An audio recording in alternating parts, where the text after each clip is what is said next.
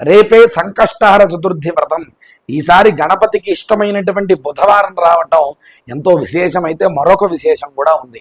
మనకి ప్రతి సంవత్సరం 12 సంకష్టహర చతుర్థి వ్రతాలు వస్తాయి.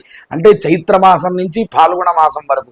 అయితే ఈసారి వచ్చే ఈ సంకటహర చతుర్థి వ్రతాన్ని చేస్తే మనందరికీ కూడా అధికంగా గణపతి అనుగ్రహం కలుగుతుంది. ఎందుకు అంటే ఇప్పుడు అధిక జ్యేష్ఠ మాసం నడుస్తూ ఉన్నది కాబట్టి.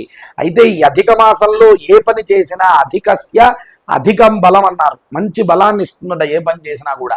అలాగే ఈ సంకష్టహర చతుర్థి వ్రతాన్ని ఈ అధిక మాసంలో చేసినట్లయితే మనందరికీ కూడా అధిక ఫలం లభిస్తుంది అని శాస్త్రవచనం. అసలు సంకష్టహర చతుర్థి అంటే ఏమిటి అంటే, సంకష్టహర చతుర్థి అంటే గణపతికి 32 స్వరూపాలు ఉన్నాయి. 32 స్వరూపాలని కూడా ముద్గల పురాణంలో మనకి వివరంగా చెప్పారు. అందులో 32వ స్వరూపం అంటే ఆఖరి స్వరూపమే ఈ సంకష్టహర గణపతి. జీవితంలో ఏ రంగంలోనైనా అభివృద్ధి లేనప్పుడు ఈ వ్రతం చేస్తే జీవితంలో అభివృద్ధి చక్కగా ముందుకు సాగుతుంది. నరదృష్టి తొలగించుకోవడానికి ఈ వ్రతం అద్భుతంగా పనిచేస్తుంది. పిల్లలందరికీ కూడా చదువు సరిగ్గా రాకపోయినా సరే 5 నెలల పాటు భక్తిగా ఈ సంకష్టహర చతుర్థి వ్రతాన్ని చేస్తే వాళ్ళకి బుద్ధి కుశలత చేకూరి వాళ్ళందరూ కూడా చక్కగా చదువుకుంటారు. అలాగే వివాహం కాకపోయినా వివాహమైనటువంటి దంపతుల మధ్య ఏమైనా భేదాలు వచ్చినా సరే ఈ వ్రతాన్ని చేస్తే చక్కటి ఫలితం వస్తుంది. అలాగే ఆడవారికి పునర్భవ దోషం అంటే జాతకంలో 2వ వివాహం దోషం ఉందనుకోండి, ఈ వ్రతం చేస్తే ఆ దోషం కూడా తొలగిపోతుంది.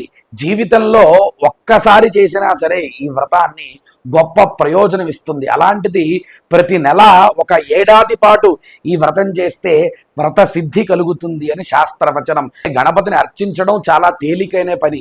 రేపటి రోజున మాకు సంకష్టహర చతుర్థి వ్రతం చేసేటువంటి ఆ శక్తి లేదనుకోండి, ఉదయాన్నే చక్కగా గృహంలో దీపారాధన చేసుకుని గణపతి ప్రతిమ దగ్గర 2 గరిక పోచలు పెట్టి నమస్కారం చేయండి. అలాగే ఉదయమంతా మధ్యాహ్న కాలం కూడా ఉపవసించండి.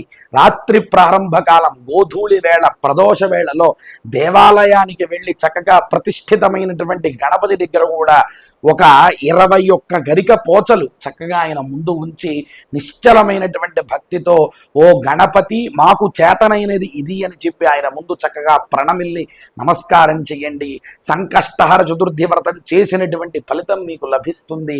శక్తి ఉన్నటువంటి వాళ్ళు తప్పకుండా ఈ సంకష్టహర చతుర్థి వ్రతాన్ని చేసి చక్కగా ఈ అధిక మాసంలో అధిక ఫలాన్ని గణపతి యొక్క అమందానందకందమైనటువంటి అనుగ్రహాన్ని అందరూ కూడా పొందండి.